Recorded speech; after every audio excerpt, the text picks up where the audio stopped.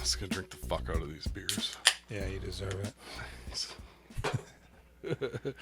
All right, you ready? Yeah. All right.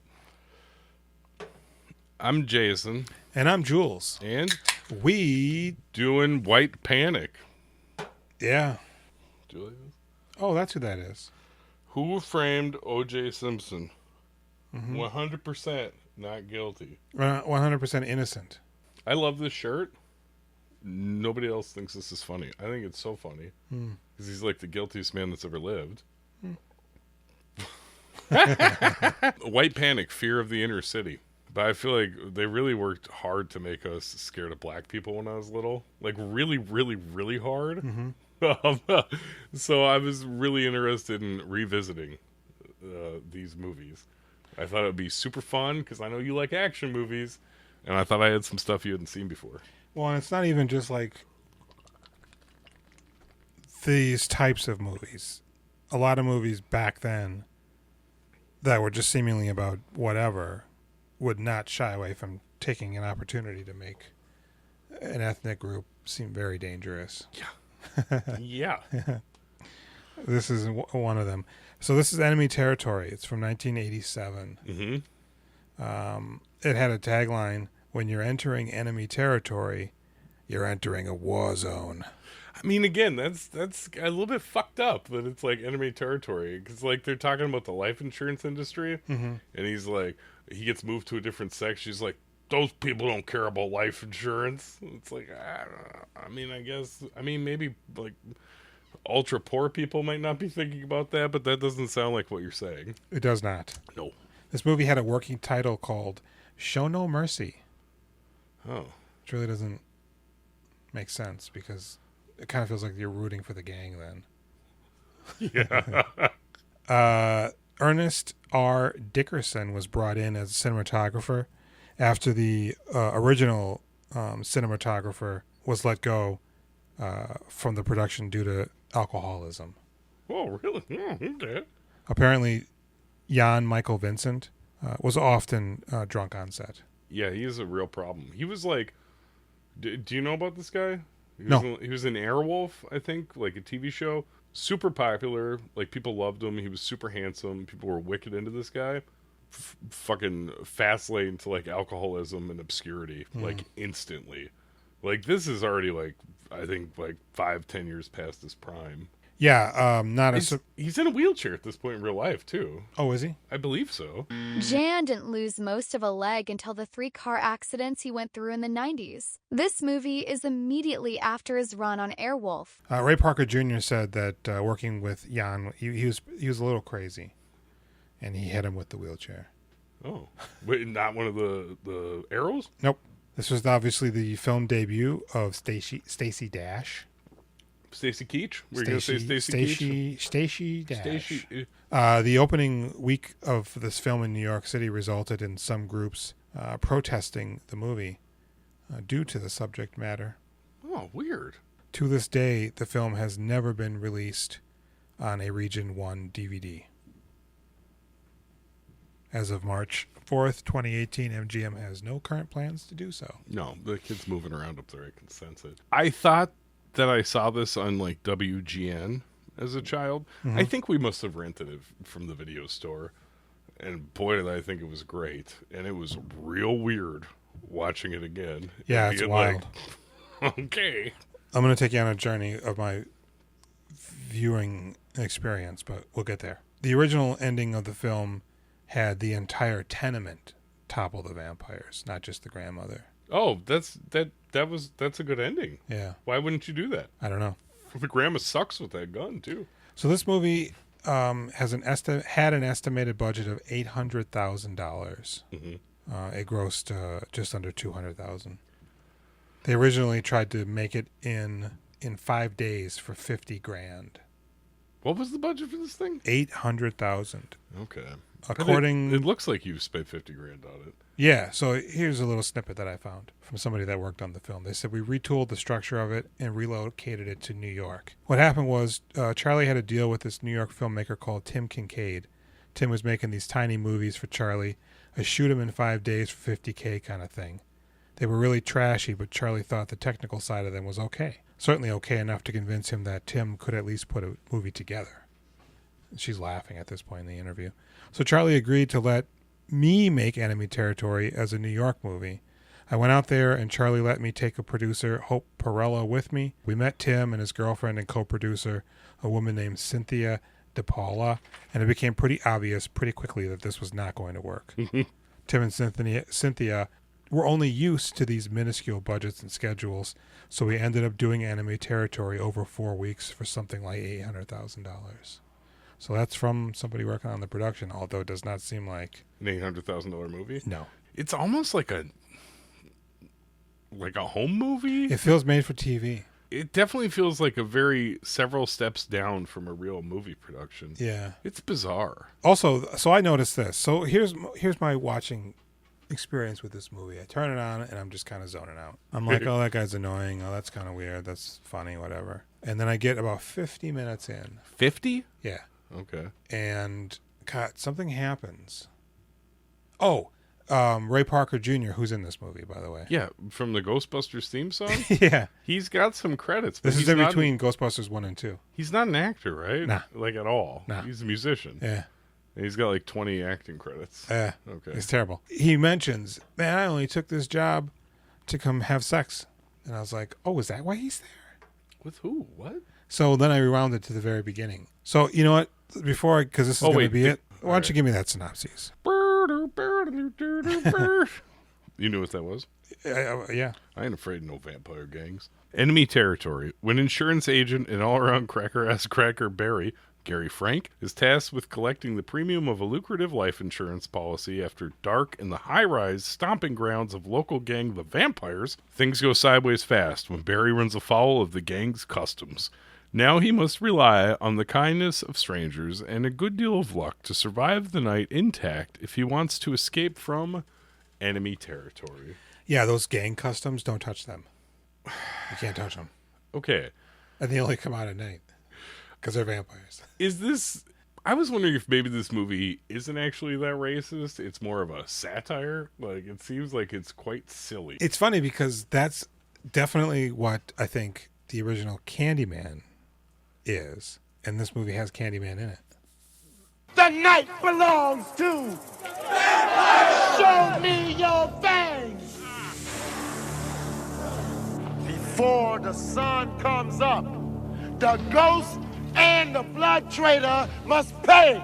Yeah, so the movie starts in Barry. He's just like the whitest dude ever, and he's on the phone at a desk in like a dim room, and I think there's a fan. He looks like a gumshoe or something. Yeah, it definitely looks like a terrible PI's office. And it doesn't look like a real job. No, and he's holding way too much of a one-sided conversation while on the phone. With what turns out to be his ex-wife? Yeah, although it sounds like... I thought it was a customer that was upset with him about taking the money. It sounded like some sort of a business arrangement. Yeah. And then finally he's like, well, how was Timmy's baseball? Like, I plan on seeing them. Schedule me in, you know? And then the lady comes in like, the big boss wants to see you. So he goes in there, and the guy's like an old guy, and he's just like, yeah, your insurance thing sucks. He used to be the bomb. He used to be the Pelicare. Yeah, I mean, you moved me to the shitty neighborhood. He goes, yeah, you gave me those. And it's like, okay, I understand I moved you over there, but I put the other guy on your old beat. And he's killing it. He's like 3,000% over what you did. That's Yeah. not the number, but... No, it is. And he goes, tell you what, I like you. Here's an insurance policy in the ghetto. Go collect it. Do it now, though. She brought him outside with her. It's $1 million. Oh, should I shut up? No. It's $1 million policy. What? That's going to net me like $6,000. 4, I'm taking 2. Is he taking 2? He goes, 4. He goes, I don't think that math is right. He goes, you dumb shit. That's weird. You dumb SHIT. He can spell. LeMay. What? LeMay. Isn't that how they say it in France? Merde. Merde. There it is. He goes, but it's got to be tonight. He's like, really? All right. I was going to go Monday in the morning when it's light out. No, he goes, nope, you got to go now. So he goes then. But they got vampires. He doesn't know that, though. So then we see Ray Parker's driving in his work van because he's a phone man. Yeah. And he's got a friend with him, and it's not his friend, it's his friend, his partner. And he goes, "Hey man, I tell you what, how about I go to the ghetto and I'll leave you here. You go home early, knock a few beers." And he goes, "What are you up to?" He goes, "All right, I'm gonna go fuck this chick. I'm gonna go shit. Damn it, crap. I'm gonna go do my thing." You know what he was asking me earlier? He was like, "What's this mean?" I was like, "I don't know." And then he's like, "What about this?" How does he know that? That's how I used to dance. Trashy Boys of School. I think To make fun of a friend of mine. Cranking your dick. She's always like, because she danced and I didn't, so I was like, she goes, "What is that?" I said, "That's how you dance, girl." Yeah. So I used to do that. And so he goes, "All right, word, let me get up out of here. Go have sex." So then Barry gets there and he runs into a young boy, 13, 12, hollering at a chick. Okay. In the synopses of the movie, it sounds like this poor white guy, everything was inevitable. He was fucked from the jump street. You know? It really sounded like he did nothing wrong. Not the case at all. Excuse me? Do you know which apartment Elva Briggs is in? Don't touch me, motherfucker. Don't nobody touch me. Who you laughing at? I'm gonna tell you something, Sonny.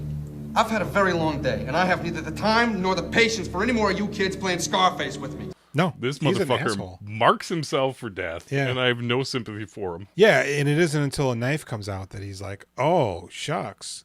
It's like, dude, this woman has an insurance policy. You're going to collect a premium. She didn't include her address. If it's apartment 40B, then Go up to the 40th floor? yeah. Hey, where's 40B? Plus- Kid ignores him. I'm sorry. Yeah, no, the kid's like just hollering at this chick, and he's just like, "Hey, young man, help me.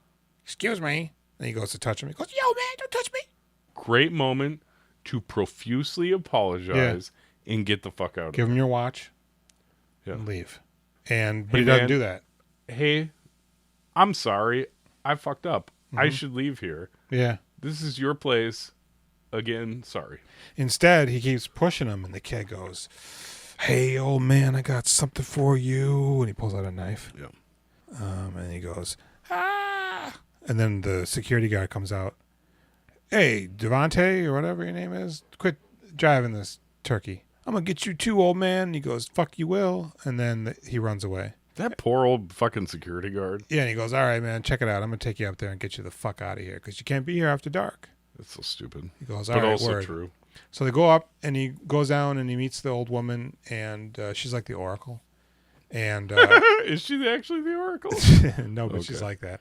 And she gives him $6,000 in cash. Mm-hmm. And, you know, the way they set it up, it almost feels like she was going to die.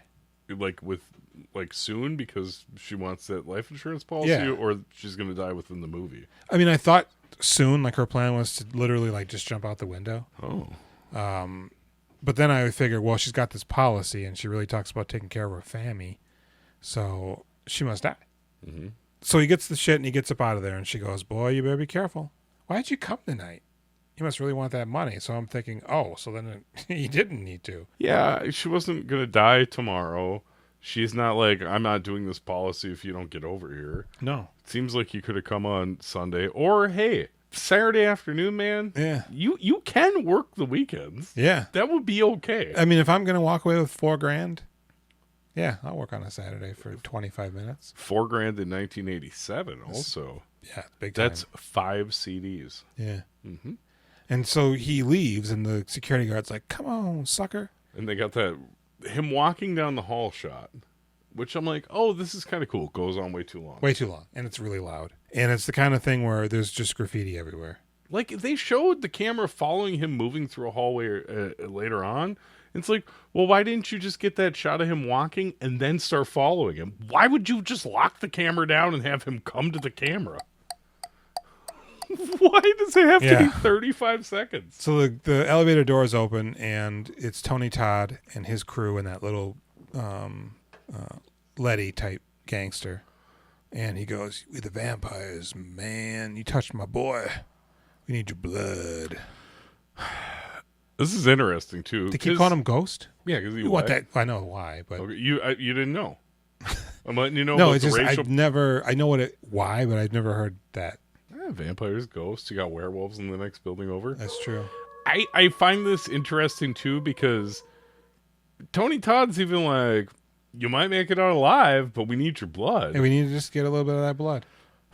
I mean, I kind of think he should just take that ass whooping. Yeah. I think he should be like, yeah, I fucked up. You can fuck the shit out of me. Yeah. In my asshole. I would have just taken my knife, cut my hand, squeezed it into a cup. Been like, here's your blood. Or even cut a finger off because, like, I don't know, man. This guy, this fucking insurance agent, he's a real piece of shit. Yeah. And he brings doom upon this whole building because he's a bitch. So then the security guard pulls out his, like, revolver and he goes, back up. This has gone as far as it's going. Now back off, son, or this elevator's gonna be painted red. Look, I'm sorry, but this is crazy. And he shoots and kills the kid and shoots at everybody else, and they back up, and then a guy comes out from the stairwell, I think, and shoots him or stabs him, and he's dying. He gets it in the guts. And he goes, "Here, white boy, take my gun." And that's when he goes, "Help! Help!" And then all of a sudden the door opens, and it's Ray Parker Jr. He says, "Oh, there's a white person in trouble. Help me!" And he's got on jeans and his work shirt unbuttoned and opened. No socks, no shoes. And he goes, "Oh, shit, man." He grabs the gun. He's smart enough to know that he should have the gun. You think he's been doing it through the fly in his pants? But he takes off the shoes and the socks? Yeah. And then a guy comes out the stairwell again, and I think he shoots. He shoots, they shoot, and he runs away. And then he goes, "Hey, man, get the bullets from that guy's belt." You want me to go back over there? It's And he dangerous. starts banging on the door. "Yo, girl, let me back in." And she goes, "I ain't doing that. The vampires out there." She's right. He goes, "Well, damn, at least give me my shoes." Why the fuck did he shouldn't have gotten involved in this. I mean, look at Ray Parker Jr., stand-up guy in this movie, shouldn't have gotten involved. The sooner that white guy's dead, the sooner things go back to normal. So he's running around now with no shoes on. They don't like erase crime from... I thought this was Chicago. This is New York? Yeah. Does this not feel like Chicago to you? No.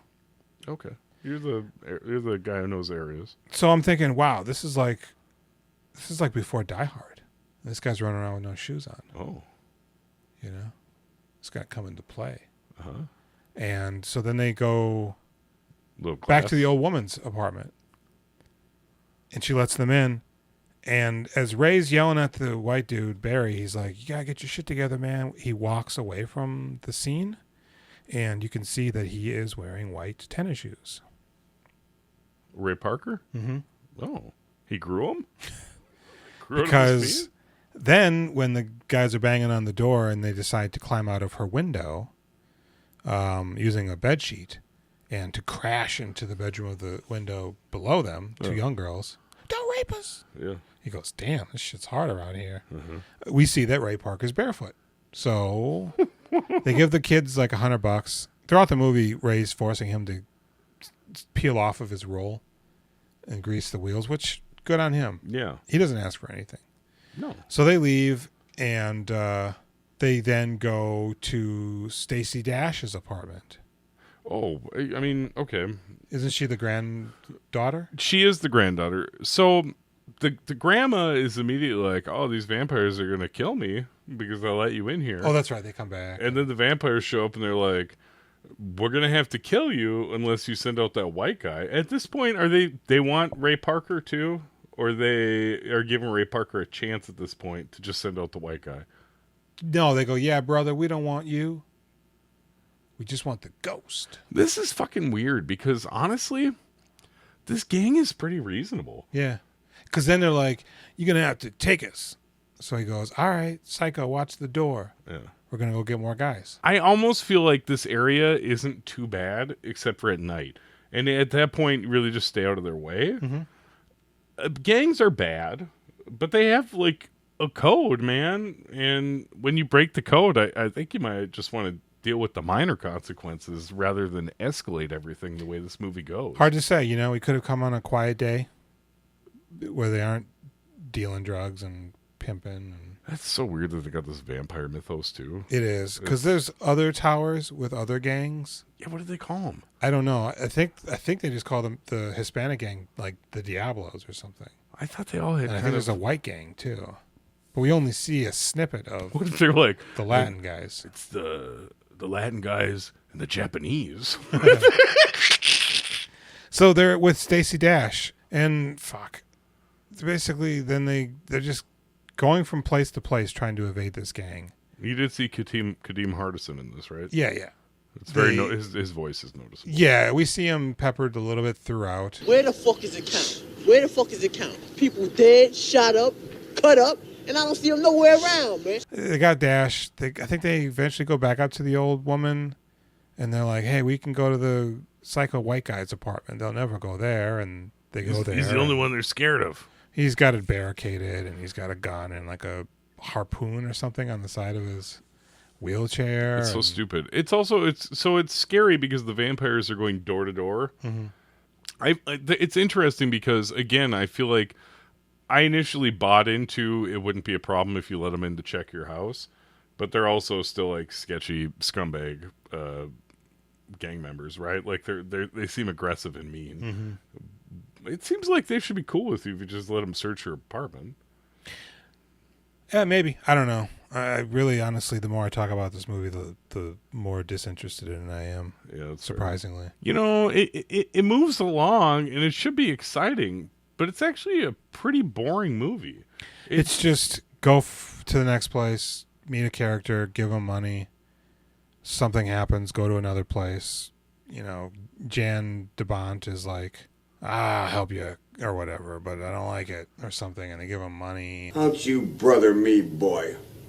You think those vampires are bad? You try fucking with me.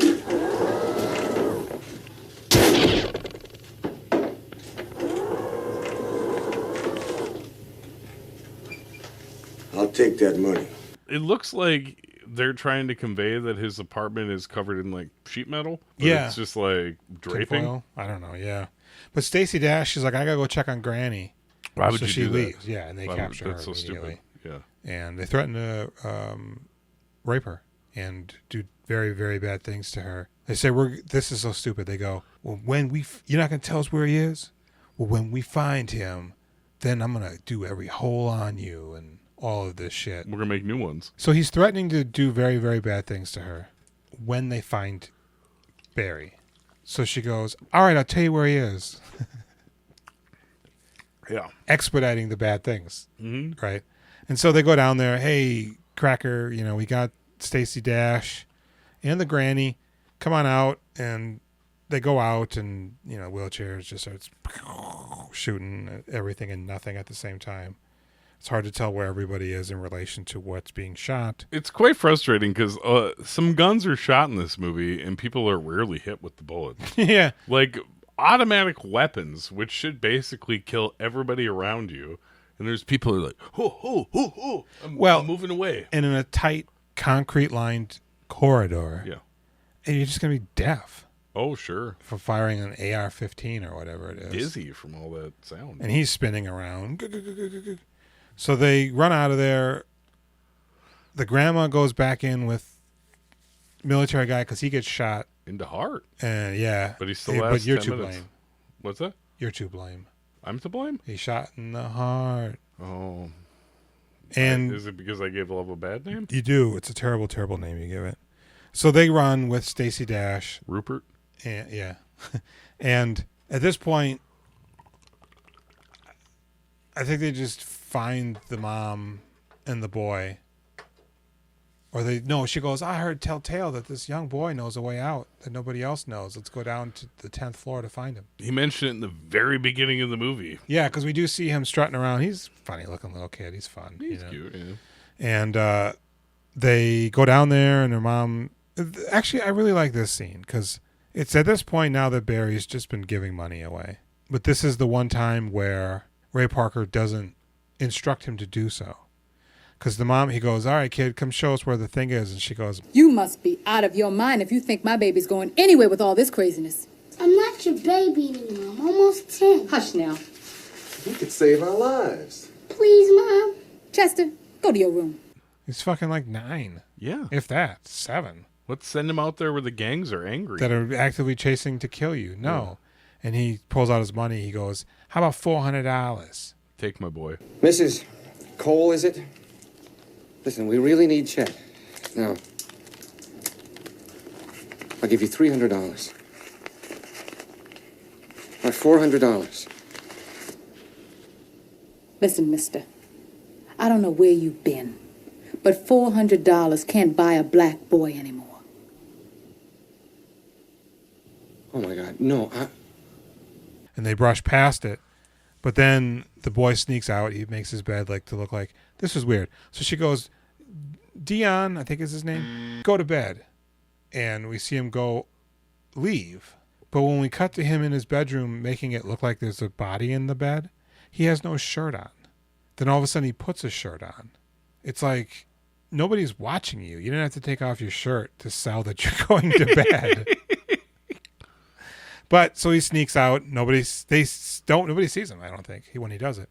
So then they leave. Right before they leave, Barry goes, ma'am, I just want to say I am really, really sorry. I didn't mean it And she goes, mister, you're fine.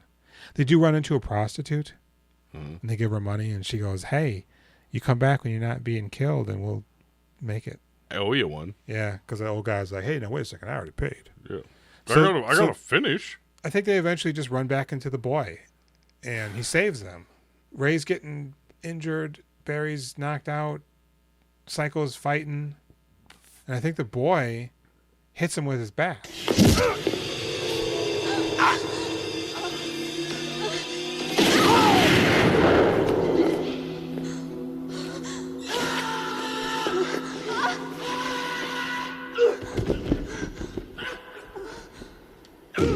This is so stupid because we come to find out Psycho's not dead after being. He fell 10 floors. I think he got shot. Whatever it was, he fell 10 floors. Yeah, you explode. Through not just fall. He went, so he probably boom, goom, goosh, goosh, goosh. Yeah. And it lands on nothing, just concrete. In there. Should have at least been garbage. So then they. Then we would be like, he fell on garbage. Yeah. So they go down the elevator shaft and close it behind them so nobody knows. Yeah, that was cool. And the other bad, I feel like they got a little bit of mustache hair in my mouth, drive me crazy. The bad guys show up and they're like, oh man, they're gone. They didn't notice the elevator door closed, nothing. Everything should be fine. The rest of this movie should be easy coasting to freedom, right? Yeah. Also, they keep talking about how they have to catch the people by sunup because they're vampires. Yeah. But also... And it almost seems like it's a ritual at one point. Yeah. He's on the roof. He's cutting his hand. Candyman is. And they got candles around vampires. The dead boy. And it's funny because Candyman's standing in the forefront with his gang in the back. And he's looking off past the camera. And he goes, Psycho! We see Psycho emerge from the back. And he has to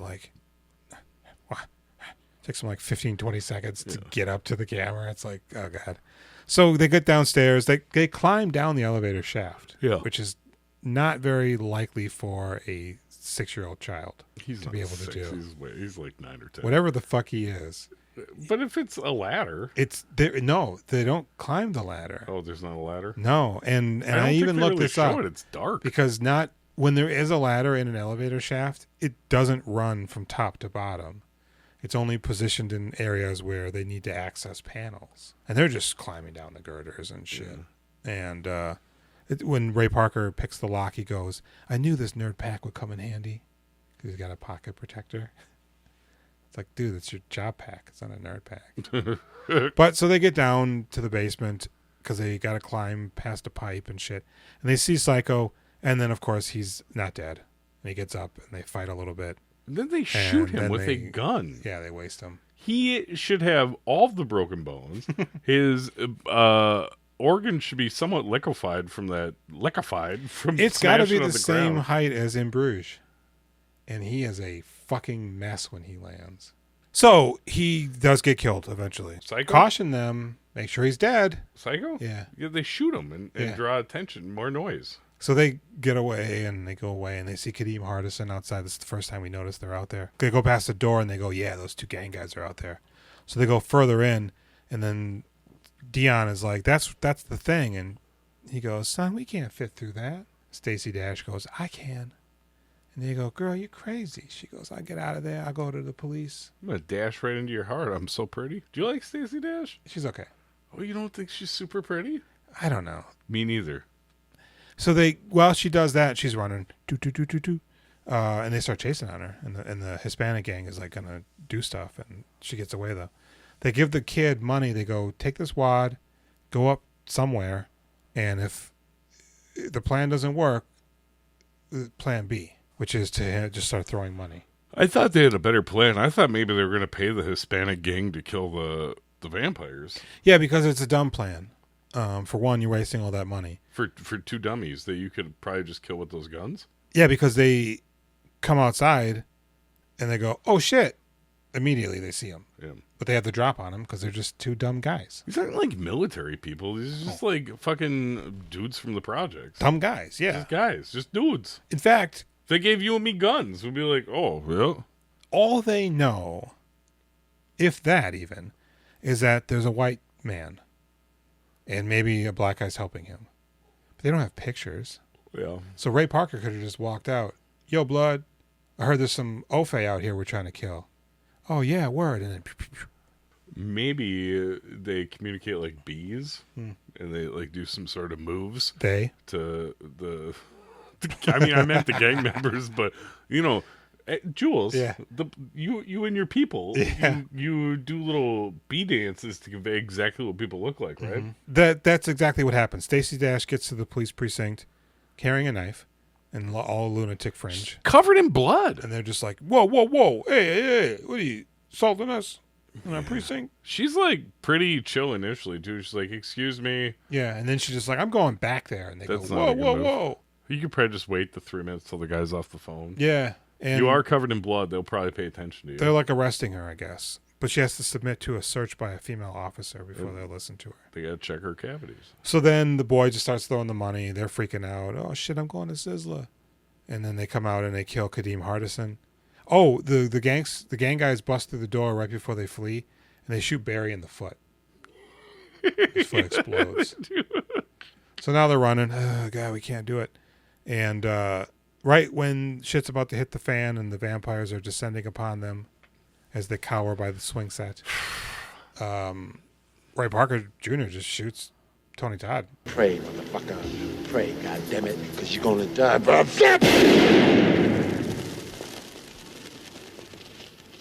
The vampires have guns. Yeah. Tony Todd's like, I'm going to handle this with my one gun. And just manages to walk up to them and get shot. I am immortal! And now the gang vampire guys are like, we should probably do something. Mm-hmm. And start coming to do stuff. And then Grandma's got the AR-15. Yeah, shooting out the window. Thankfully, the window looks right over where they are. And it just makes them dance. It doesn't hit it. No, it doesn't hit anything. And they're just like, oh. And they get away from the shit. And at this point, we hear the police are coming because Stacey Dash managed to, convince them or whatever. So Ray Parker now runs up to a bench. Barry sits down and Ray's got the gun. In 2025, Mia is just thinking, please, dear God, drop that gun. Yeah. Because I'm just expecting the whole time when the police pull up, they're going to be like, freeze! And waste him. He's one of the vampires! Yeah, he's got a gun. He's black! But the movie ends instead. You liked it a lot? I was kind of into it. I think some of it is just kind of how misguided it is. I find that interesting and kind of charming. It's weird. I mean, why set up the fact that he's not wearing shoes only to have him wearing shoes and then not wearing shoes and then get shoes? It sort of felt like not having shoes. He wore shoes to the set that day and they all forgot to not wear shoes? Could be. Or they were like, we won't be able to see your feet. You don't have to be barefoot for this shot. Just kidding. We see your feet real good. Oh, yeah, we see it real good. At least the white people suck in this movie. Like, there's that. He sucks. The boss kind of sucks. He's a real bitch. God, he fucks over so many people by just being a bitch. Yeah, the main character. Yeah, because he doesn't want to do anything. He's like, put this knife in your... I can't have no knife. Is it he kills Psycho?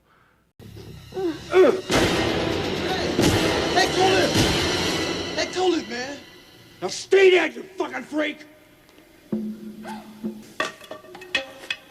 Let's get the fuck out of here. Let's get the fuck out of here. He's hardcore now. Yeah. I think that shit really resonated with me when I was a kid. I was like, yeah. I want to be an insurance salesman. This movie's not good. No, I think some of the problem is Barry is just a real pencil dick. I think it's a pretty dull movie. Yeah, it looks. Yeah. You know what though? Mm-mm. I will say this: Tony Todd is excellent. Yeah. What do you think? He's like 24. I don't know, man. He's young. He's chewing scenery. Yeah. But he's compelling. He's good. Tony Todd's pretty good at this. The whole concept of the vampires is so stupid. Yeah. But he's pretty good. Is it not like it almost seems like it's a joke? Like they're making fun of the idea of gangs? Like what is going on in this movie? Yeah, it's like they don't quite understand. I wonder if Warriors came out before this, because it's like, oh, for sure. You know, gangs, Warriors is late 70s. Gangs aren't normally. They don't name themselves typically after things. Yeah, we're the Bears. You know, Rawr, you know, it's like we're the vampire. It's like that's so pussy shit. Yeah, I don't know, man. You know, on a rateometer, I would give this movie probably 4.5. I'll give it a 5 because I mean it does have some momentum, but like pretty quickly you're like, well, this is all there is. They're gonna get out. I guess I thought somebody would die. Mm-hmm. They didn't. Nobody of their crew dies. They didn't. Well, the army guy, I guess, does. Whatever. He doesn't count. But I was like, I mean, maybe Ray Parker Jr. will die, although it doesn't seem like they would kill him off, and they didn't. Yeah, no, it does feel like somebody should die, but wouldn't it have been amazing really if Stacey Dash was murdered immediately when she went for help? Wouldn't it be amazing if like the little boy got killed? That would have been good too, because it's real stupid when he starts running around, going up with that money. Yeah. Yeah, 5. 4.5, 5. Yeah.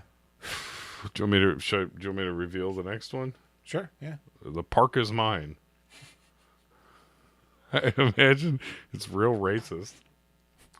I don't even know. I think it's Central Park. I would have to assume. I don't know. I think all those gangs. You know what that's code for? I think a Nam guy starts fighting back against the gangs. And you know, because it's ingenious because Central Park is surrounded by like an 85-foot wall. So once you're in the park, you can't get out. No, just by jumping a convenient wall. The park is mine. I'll pick you off. I wonder what that one's like. I just remember being like, seriously, I'm watching these movies when I'm like 6 or 7. All right, I've been Jason. I've been Jules. Good night. Cool.